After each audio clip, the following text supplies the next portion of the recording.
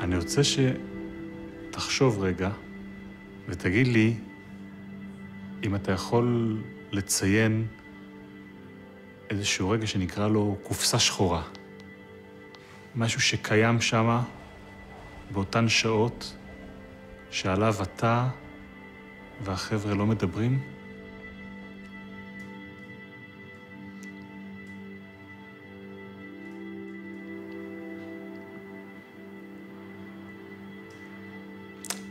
קשה לי עם זה שלא כולם חזרו.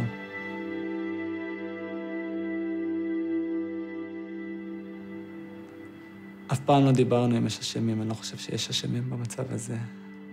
אף פעם לא דיברנו על כמה קשה שלא כולנו יצאנו בחיים מהמצב הזה.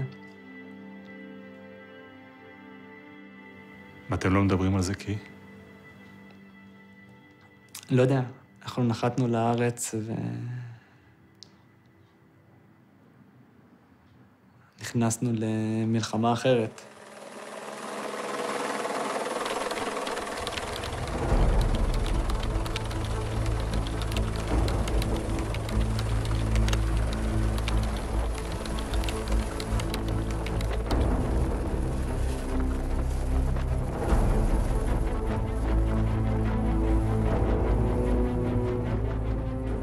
לא תכננתי לחזור ולהיות בהלוויות.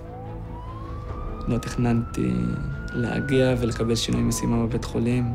אוקיי, המצב שלך מאוד מאוד גרוע, ואנחנו פה בהישרדות חדשה. בפעם הראשונה נפגשנו בחדרו בבית החולים. הוא היה חלש ופצוע, עדיין ניסה להקל את עוצמת הפציעה שיסחוב מעכשיו כל החיים. זוכר את המבט הראשון בידיים אחרי הניתוח? הלם. לא בכי, לא צעקות, הלם. חשבתי שאולי הן מתחבאות איפשהו, מאחורה, להסתכל. אני רגיל לראות אותן ארוכות, פתאום כל כך קצרות. מה הדברים הכי קשים שאתה מתמודד איתם עכשיו? איך בן אדם בן 24 כל כך חזק, צריך פתאום שיעזרו לו ויתמכו בו. איך הדברים הכל כך פשוטים שבעצימת עיניים היית עושה אותם פתאום נהפכו להיות כל כך קשים.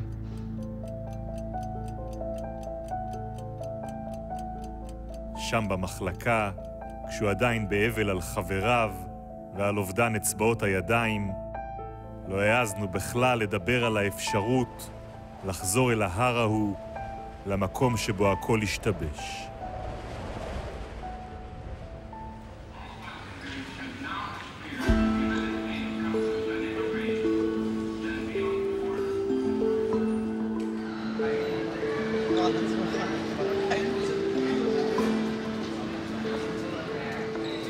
שנה אחרי הפתיע אותנו כשהודיע שהוא רוצה לנסוע.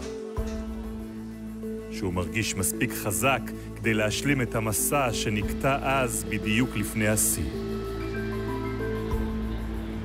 רק שם הוא יודע, יוכל להבין מה קרה באותו הלילה. כשיצאנו איתו, עוד לא ידענו להעריך כמה קשה תהיה הדרך בחזרה אל האנפורנה. וכמה מרפא זה יהיה לטפס שוב על אותן הפסגות.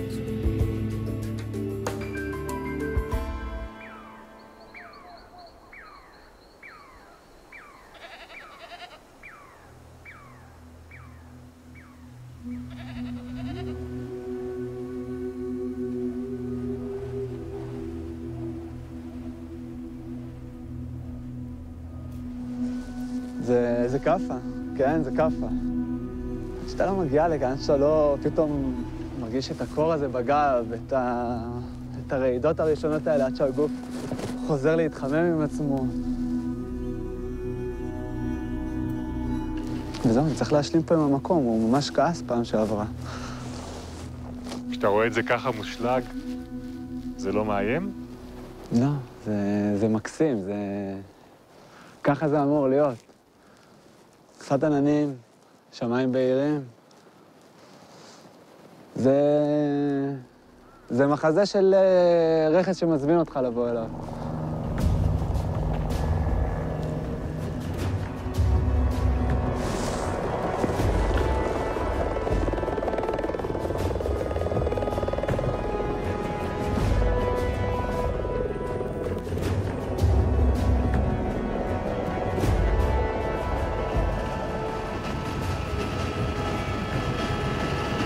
זה קורה, אה?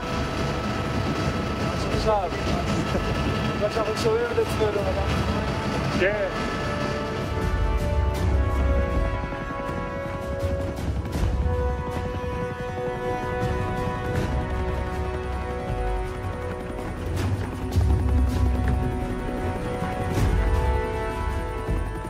את הדרך אל רכס האנפורנה אפשר לעשות רק ברגל או במסוק.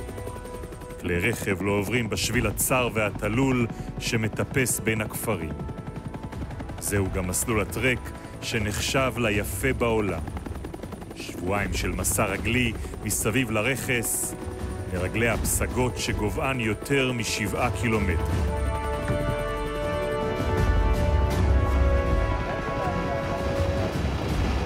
מה טיפחת את כל זה ברגל פעם? כן.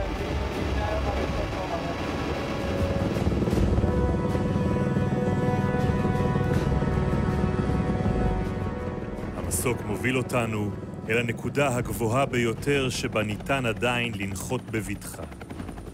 מכאן כבר אפשר להמשיך רק ברגל.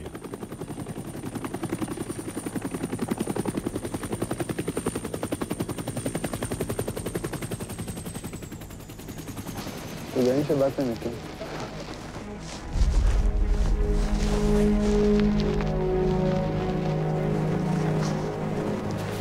קבלת הפנים על הרכס תמחיש לנו את הסכנה הגדולה ביותר בטרק.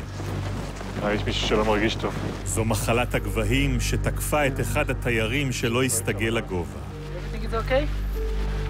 המסוק שהביא אותנו יפנה אותו למקום נמוך יותר. זו התרופה היחידה. אם לא ירד מכאן במהירות, הוא עלול למות תוך שעות.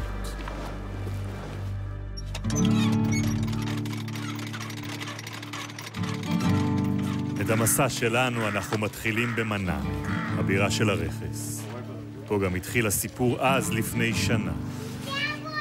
בין בתי האבן הקטנים ובתי הקפה שמגישים את עוגות התפוחים הטובות שאכלת. מקום אידיאלי למנוחה שמגיעים אליו אחרי טיפוס ארוך שנמשך שבוע שלם.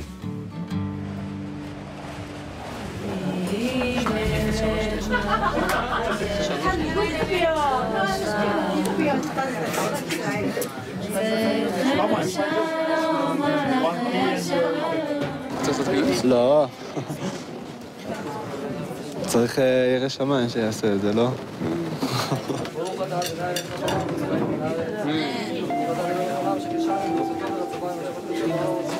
מור היה בן 24 כשיצא לטיול ההוא. קצין משוחרר מהנדסה קרבית, דתי לשעבר שרק הוריד את הכיפה. טסתי לבד, לא עם אף אחד. חיפשתי את השקט, חיפשתי לסגור כמה דברים קטנים עם עצמי, שאיפות, לרשום לעצמי מה אני רוצה מעצמי. אתה זוכר מה היה ברשימה? אני רוצה לאמן כדורסל.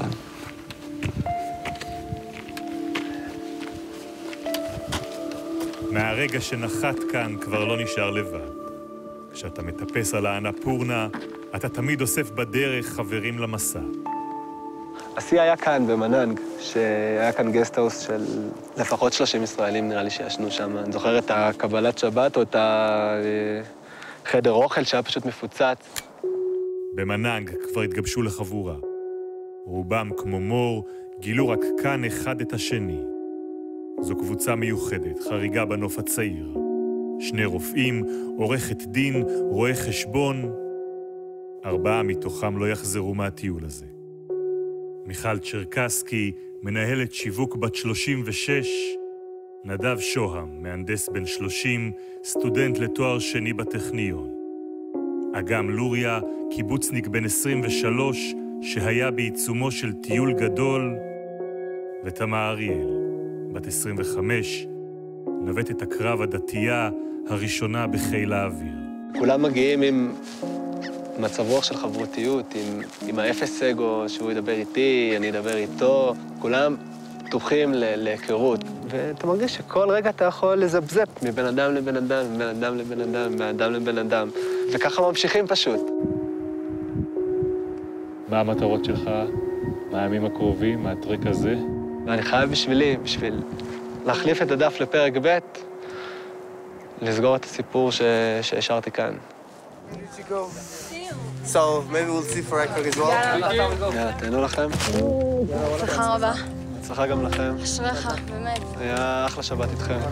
אחלה סופה, ישר. יצא בדרך? הגיע הזמן. אתה מוביל? הנה.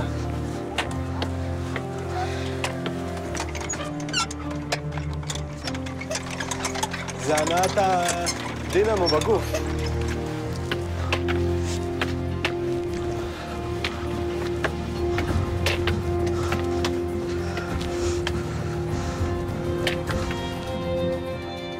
כך יצאנו לדרך, לסגור את הסיפור ההוא, לעבור באותן תחנות, ובסוף גם להגיע למקום שבו הכל יסתבר. לשם כך צריך לעלות עוד 2,000 מטר, ו4 ימים קשים של הליכה. איך מתארים לאנשים מה זה החוסר אוויר הזה?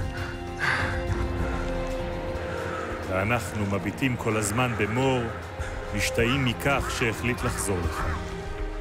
הוא שיודע יותר טוב מכולם עד כמה כל היופי הזה יכול להיות מטעה.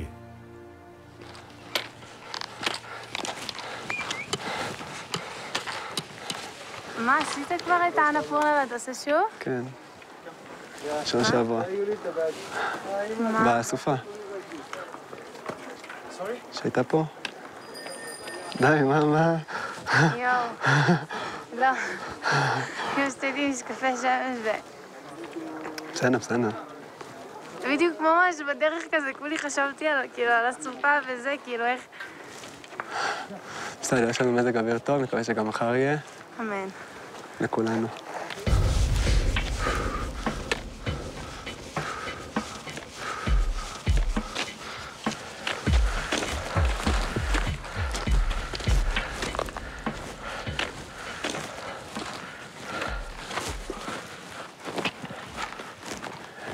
זה המקום? זה המקום האחרון שאפשר להגיד שהיה כיף בו.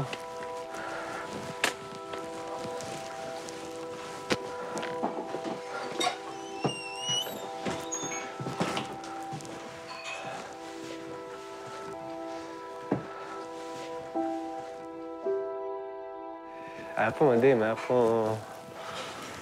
זוכר שלא היה לנו מקום והתחננו שיתנו לנו לישון כאן, כי אין חדרים ואין עוד מקומות אחרים לישון בהם, ולהמשיך קדימה לא רלוונטי בשעה שהגענו לכאן. בינינו לבין עצמנו יצרנו פה מין מיטה גדולה כזאת, מין מסיבת פיג'מות אפילו אפשר לקרוא לזה.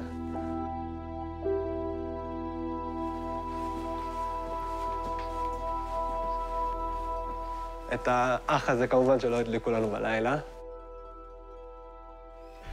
אז פה כבר הייתה חבורה? חבורה שתלך יחד עד הסוף. כן.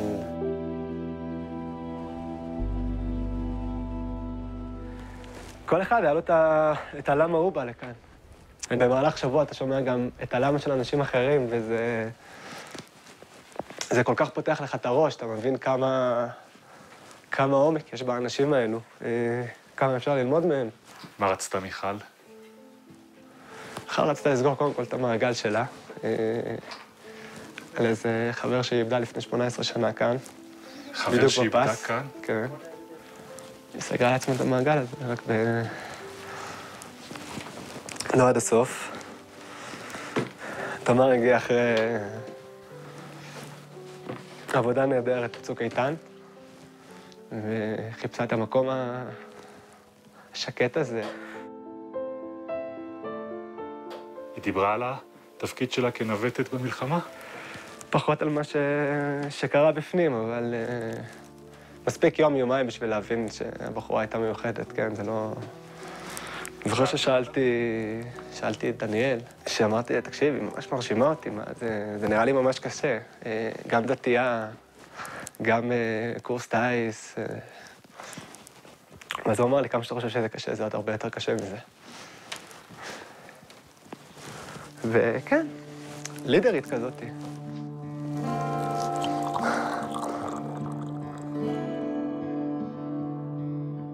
החבורה הישראלית שהתגבשה בטרק נהנתה עד אותו יום ממזג אוויר אופייני לחודש אוקטובר על הרכס.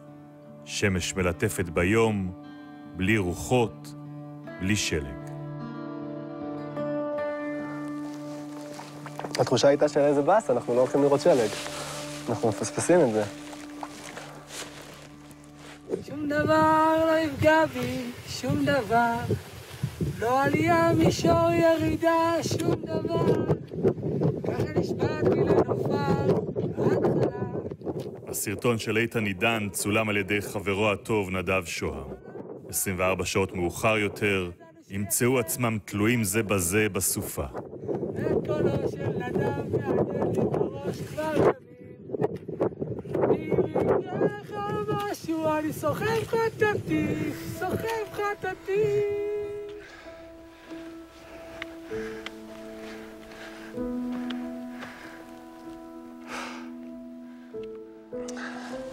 לפני איזה כמה דקות, אני אומר לעצמי, אני לא מאמין שאני פה. פה, את אותה העלייה הזאת.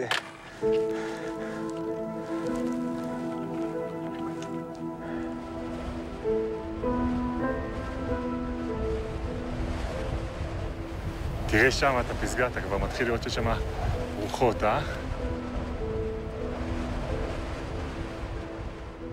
בכל יום אחר הצהריים מתחילות לנשוב רוחות חזקות על הרכס, והטמפרטורה צונחת אל מתחת לאפס. התחיל להיות קר. יותר מלחיץ אותי מהכל. השמש שוקעת בסביבות השעה 6. ואז חייבים להספיק להגיע לאכסניה, פשוט כי אי אפשר כבר להישאר בחוץ. יש את הצעדים האחרונים, אתה צריך להקדיש למישהו כל פעם. באמת? חייב. זה הופך את זה להרבה יותר קל והרבה יותר מספק.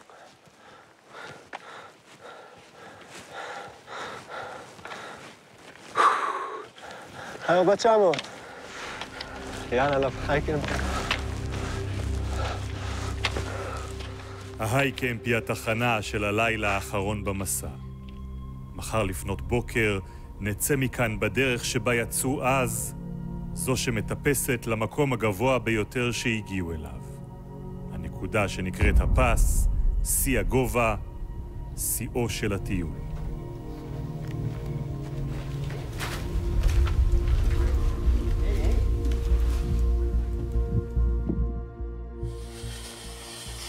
כשהגיעו לכאן בשנה שעברה, ציפתה להם הפתעה שאף אחד לא לקח בחשבון.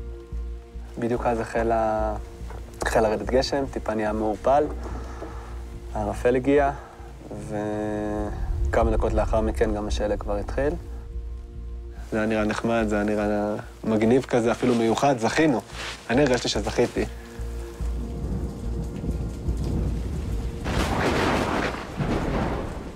מאז שהחל בצהריים, השלג לא מפסיק לרדת. אבל אף אחד לא חושב לשנות את התוכנית המקורית, לצאת מחר מוקדם בבוקר לעבר הפס. גם הסבלים הנפאלים, הפורטרים, חושבים שאין מניעה לטפס. הפורטרים אמרו שאין צורך לדאוג, רק צריך לצאת מוקדם וצריך לרדת מהפס מוקדם. הכלל שמשנן כל מטייל באנפורנה הוא להגיע אל הפס, הנקודה הגבוהה במסלול, לפני השעה 9:30 בבוקר, כדי להספיק לרדת משם לפני שהרוחות על ההר מתחזקות. היום האחרון. מחר מורדים את הקוף מהגב. מבחינתי עד שלא מגיעים לשם זה לא... זה עוד לא גמור.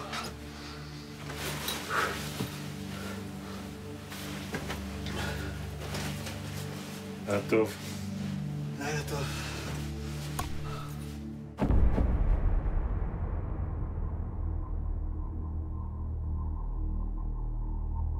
ב-4 בבוקר מתחילים המטפסים לעלות אל ההר. הם רוצים להגיע לפס מוקדם ככל האפשר. זהו יום ארוך במיוחד, שמסתיים רק בעמק שבצידו השני של הרכס. מרחק של לפחות 9 שעות הליכה. פתחתי את הדלת של החדר אחרי שכל הלילה בכלל לא נרדמתי, מרוב הקור, והמראה היה שהלחיץ קצת. רוב המטיילים יוצאים לדרך על פי התוכנית, עם פנס על הראש ובין פתיתים של שלג. לאף אחד אין מושג שהסופה עומדת להתגבר. גם לא לבעלי האכסניות, שמכירים את התנאים טוב מכולם. The boss has been here over 30 years, and many times people go in the snow, but he thinks it was the wind that was the problem. Because normally if it's snowing and it's not windy, it's okay, but he believes that because it was so windy, that was the problem, and that made it more cold and more dangerous. And there weren't any guests that preferred to stay here that day and not to go out in that weather? We had about 100 people, tourists staying here. Only about 6 tourists stayed. מור, מיכל ואגם הם מהאחרונים שעדיין מתעכבים באכסניה. הם מחכים שהאור יעלה ומקווים שהשלג ייפסק. ב6:30 הם מבינים שכדי להגיע לפס בזמן המתוכנן, הם חייבים לצאת לדרך. לאט לאט מתחממים גם כן תוך כדי הדרך, ומתחיל להיות קצת יותר קשה. מה זה אומר קשה? הקצב של השלג טיפה מתגבר, הרוח טיפה מתגברת. וכמובן גם מתחילים לעלות עוד קצת בגובה, וגם החוסר חמצן... מתחיל לדבר. הוא כבר מדבר כאן, אבל כבר שם הוא כבר מדבר בקול רם יותר. מושג על המצב בהר באותן שעות אפשר לקבל מהסרט הזה שצולם בזמן הסופה על ידי אחד המטיילים. הגשר שמופיע כאן הוא אותו גשר שאנחנו חוצים עכשיו במזג אוויר מושלם.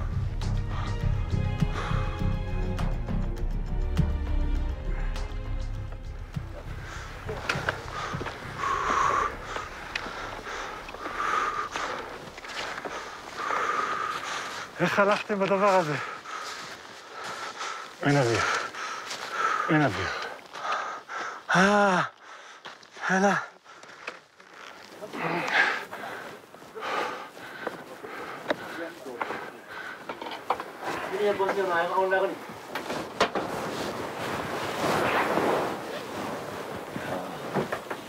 מה המצב? חצבעות? לא, אבל זה צריך להיות בצד השני.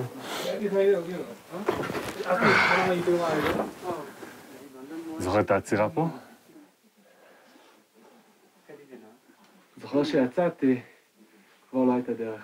לא הייתה דרך. לא הייתה דרך. כבר לא ידעתי לאן לפנות. לא חשבת להישאר? בפנים? אתה רואה את המקום פה, זכוכיות. זה ממש לא המקום להישאר בו. ולהריץ למטה זה כבר לא אופציה פה. אני אומר לך שלא ראינו את הדרך, אז גם לא... אין דרך חזרה למטה.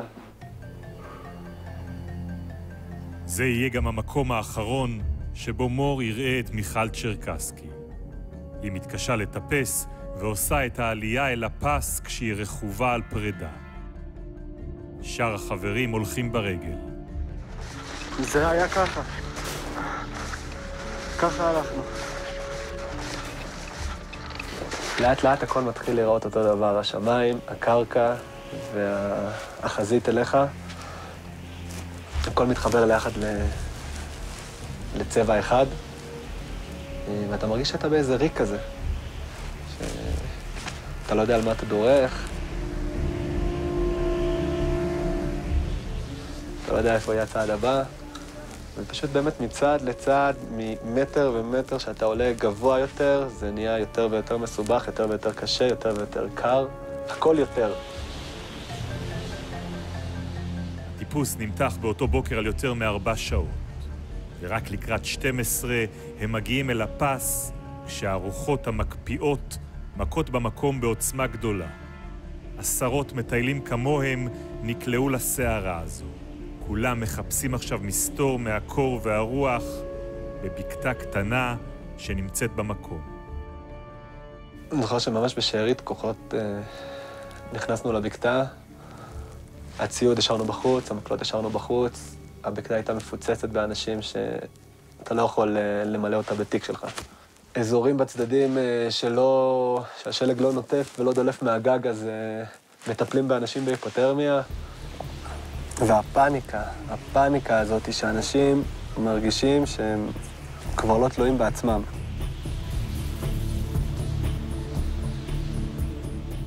הפאניקה מתחזקת בגלל הדילמה שעומדת בפני המטיילים. נותרו עוד לפחות 5 שעות הליכה לצד השני של הרכס, לעיירה מוקטינה.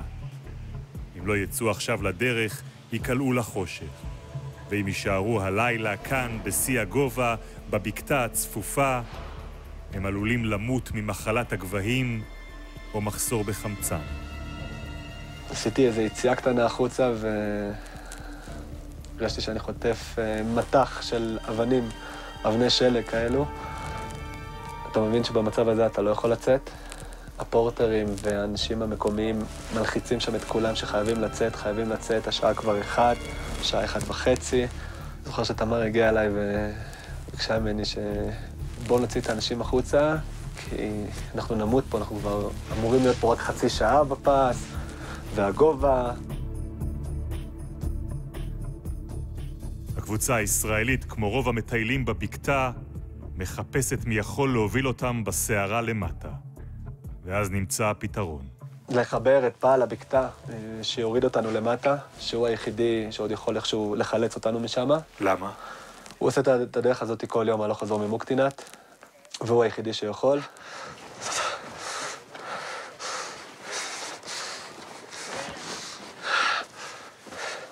Hello, namaste. Do you remember me?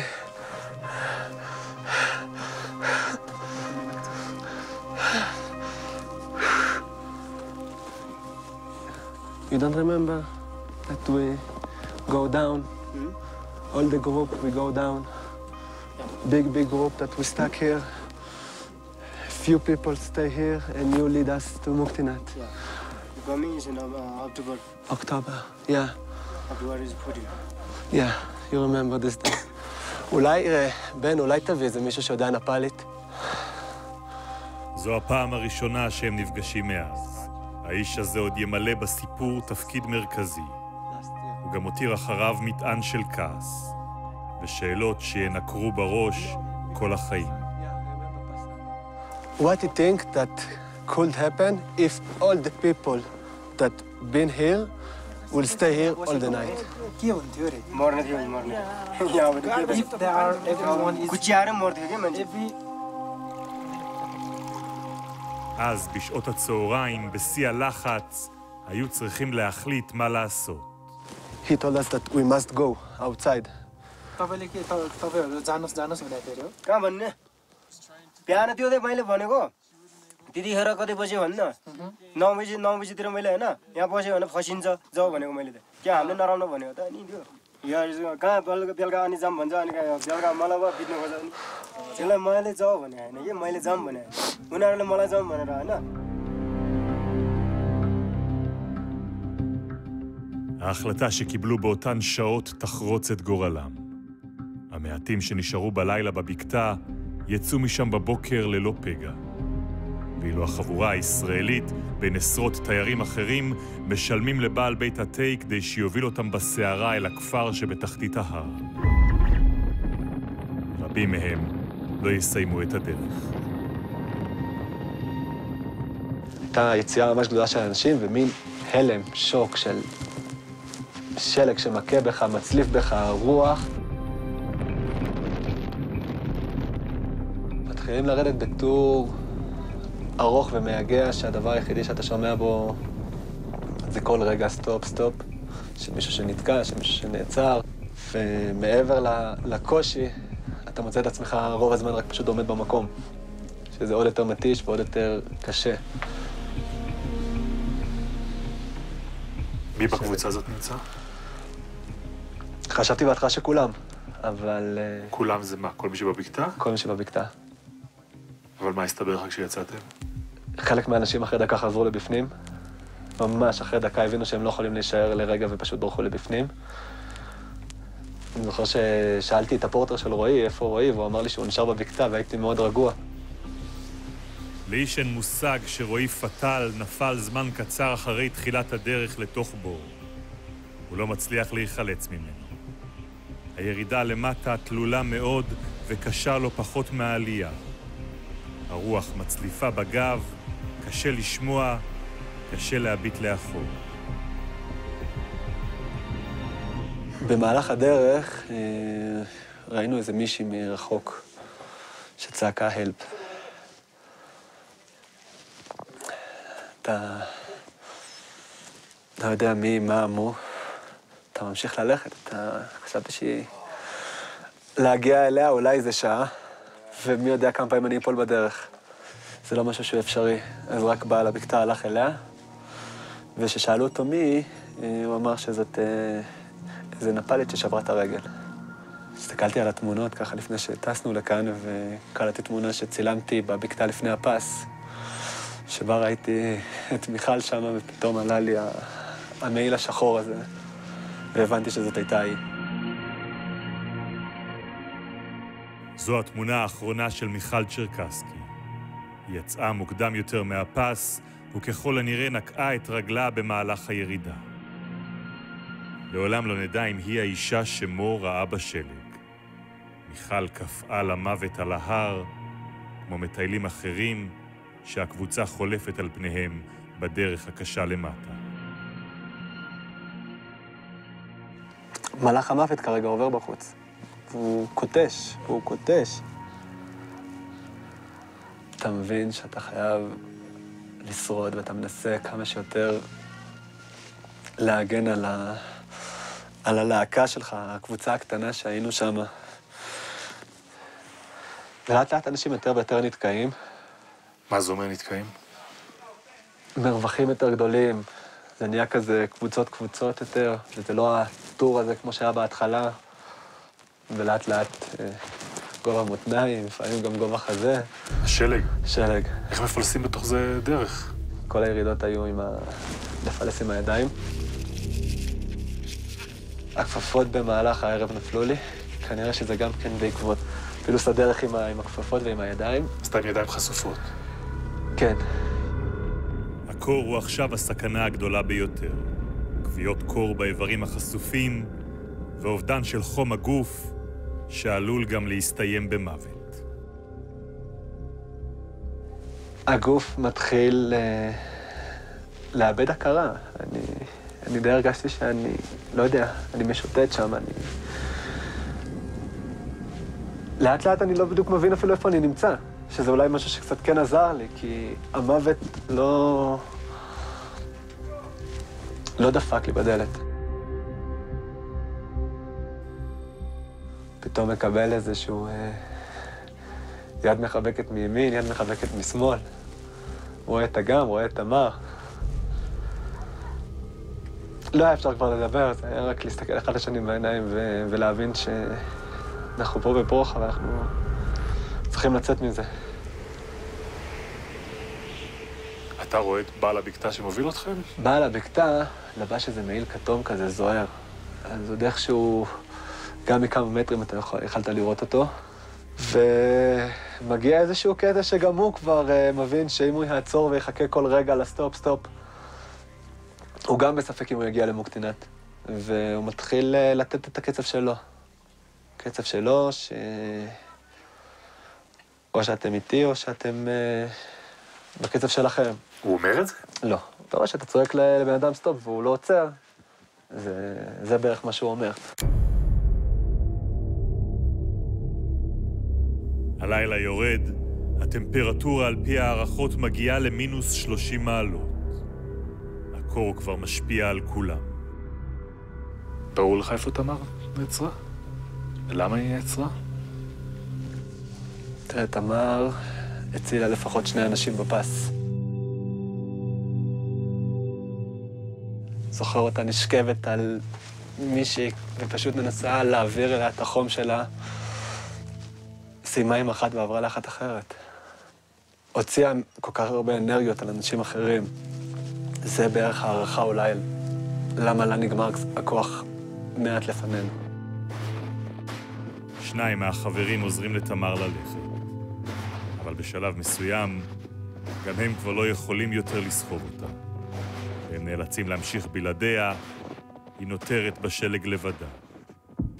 כשהם חוברים לשאר הקבוצה ומבשרים על כך, אף אחד כבר לא חוזר לאחור. אבל ביניכם דיברתם? על הרגע הזה שבו צריך להחליט שממשיכים ומשאירים מישהו מאחור? לא. זה קרה רק תוך כדי תנועה. שבן אדם אישית כנראה עצר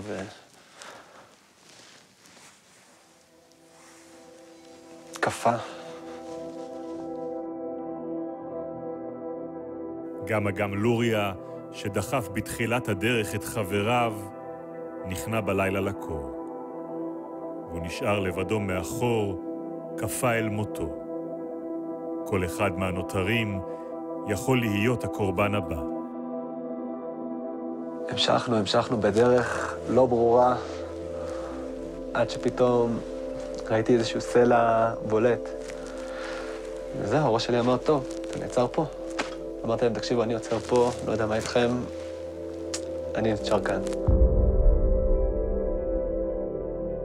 איתן נשאר איתי שמה, ואז די כזה חשבנו, מה גם, אנחנו הולכים למות. ראיתי את נדב נפרד מאיתן. מין פרידה כזאת של... אתה רואה שבן אדם לא יודע, אולי זו פעם אחרונה שהוא הולך לראות את החבר הכי טוב שלו. רק 4 ממשיכים להתקדם למטה. מור ואיתן נותרים מאחורי הסלע. בשלב הזה, מור כבר סובל מהיפותרמיה והכרתו מעורפלת. אני זוכר שהיה לי איזה נקודה כזאת שפתאום התעוררתי באמצע איזה בור, שרק אז אולי בערך הבנתי מה זה היפותרמיה, כי היה לי נעים לאיזה דקה, 2. ממש נעים, פתאום רגוע כזה. פתאום פקחתי את העיניים והגיהנום חזר. הם צריכים להחזיק מעמד עד שיעלה הבוקר. אחרי כמה שעות מאחורי הסלע, מור ואיתן עוזרים מספיק כוח כדי לקום ולנסות להתקדם. איתן הביא לי מקל אחד שלו, פשוט שמנו את המקל וניסינו להתגלגל כמה שיותר, להרוויח כמה מטרים של התגלגלות, ואיזושהי שעה אנחנו שומעים צעקות של תעלו למעלה, תעלו למעלה, אל תרדו למטה, תעלו למעלה. הצעקות מגיעות מהמקום שבו עצרו 4 החברים האחרונים בקבוצה. גם הם שרויים באפיסת כוחות. הם היו במרחק של 150 מטר מאיתנו, ולקח לי לפחות שעה להגיע אליהם. שם הבנו שם ראינו שנדב במהלך הלילה לא שרד. ראיתם אותו? ראינו אותו שם, אני זוכר שהפעם הראשונה אני אומר לאיתן, איתן, יש פה מישהו מת. ואז הוא עושה לי, כן, זה נדב. איתן מנסה להבין מה קרה עם נדב. שאני בלי נעליים, אני בלי הכפפות, ואז אני קולט אולי איפה אנחנו, מה קורה פה, מה לעזאזל קורה פה.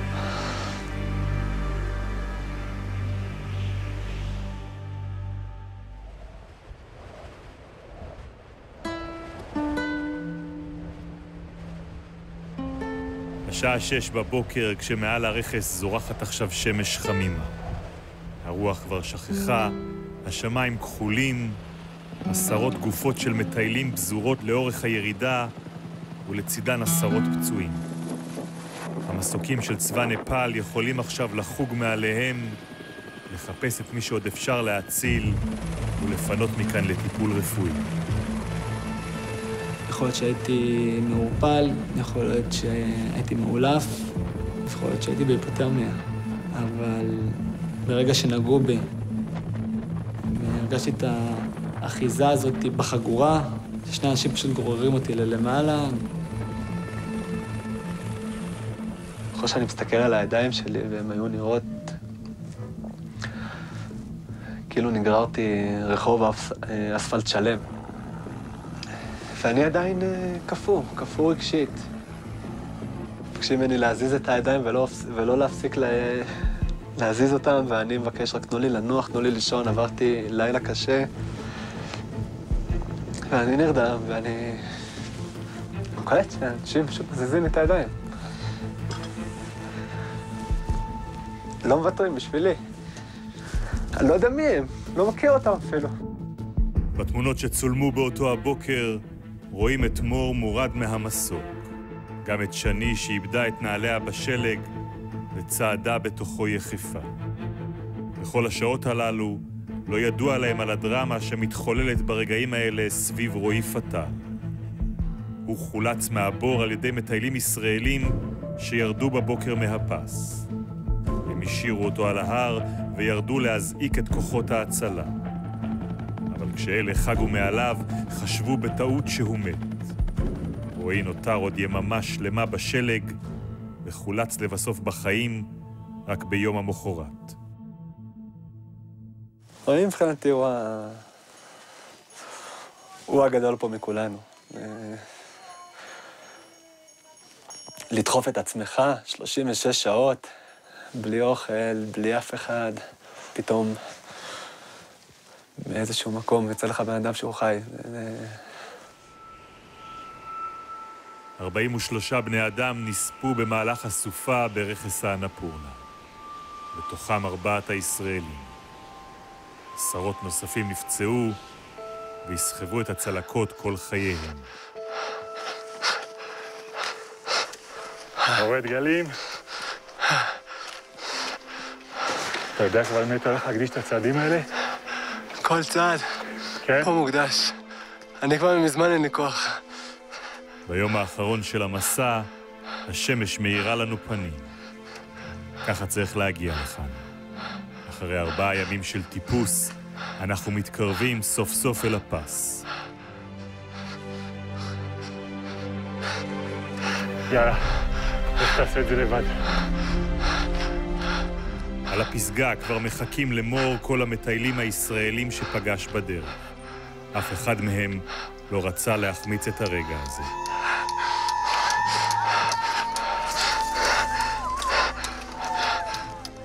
מור לא עוצר. הוא רוצה לראות את הנוף שלא ראה אף פעם, הנוף של עמק המוות הזה, שנראה עכשיו כל כך מזמין ויפה.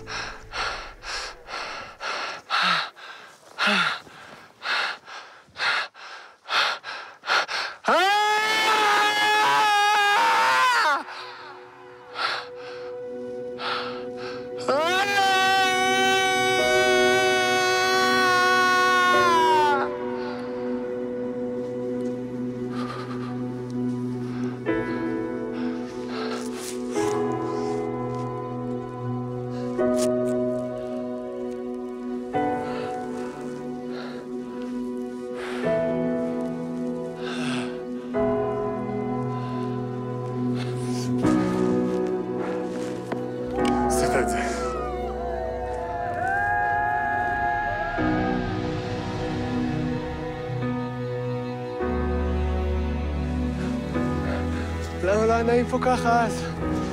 יכול להיגמר כל כך טוב.